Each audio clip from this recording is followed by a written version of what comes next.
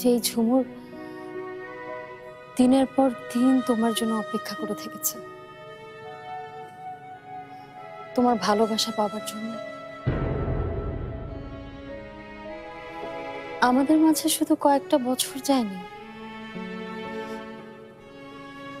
আমাদের মাঝে এর থেকে অনেক অনেক বেশি সময় গেছে। আমাদের ভালোবাসাটা আছে ঠিকই, কিন্তু কোথায় যেন হারিয়ে গেছে।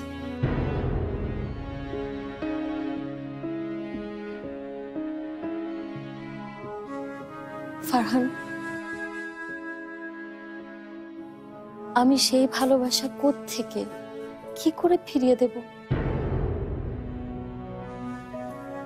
কি করে, কোত্থেকে সেদিনের ঝুমুরকে তোমার কাছে ফিরিয়ে দেব? সেই হারিয়ে ফেলা ভালোবাসা তুমি খুঁজতে যেও না। আমি আমি সেই ভালোবাসা পাওয়ার যোগ্য না।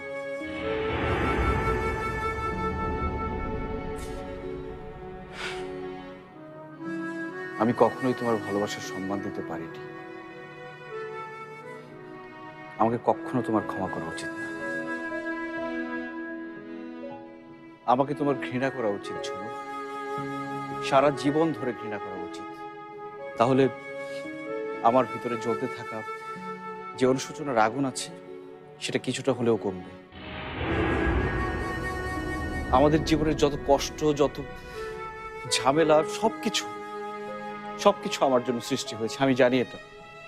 আমাকে আমাকে আমার কাজের জন্য কখনো ক্ষমা করা উচিত না, কখনো না। ভালোবাসতে পারা মানুষ কখনো আমার মতো নীচ হতে পারে না, কখনো না। আমি আমি বুঝতে পারছি না এখন আমার কি করা উচিত। তুমি শুধু পরীর কথা ভাবো।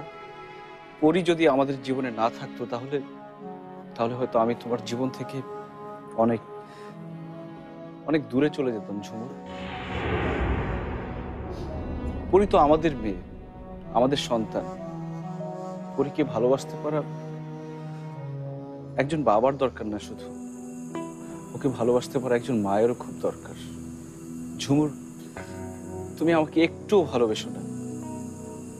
শুধু পরীর দিকে তাকিয়ে একটি বারের জন্য আমাকে ক্ষমা করে দাও। আমাকে আর একটা বার সুযোগ দাও আমার ভুলগুলো শুধরানোর, প্লিজ ঝুমুর। ভালো যখন বেসেছিলে তখন ভুল বুঝলে কেন? ভুলেই বা গেলে কেন? কেন একবারও সত্যটা জানার চেষ্টা করলেন? কেন আমাকে তাহলে একলা ফেলে তুমি চলে গেলে মাঝ রাস্তায়?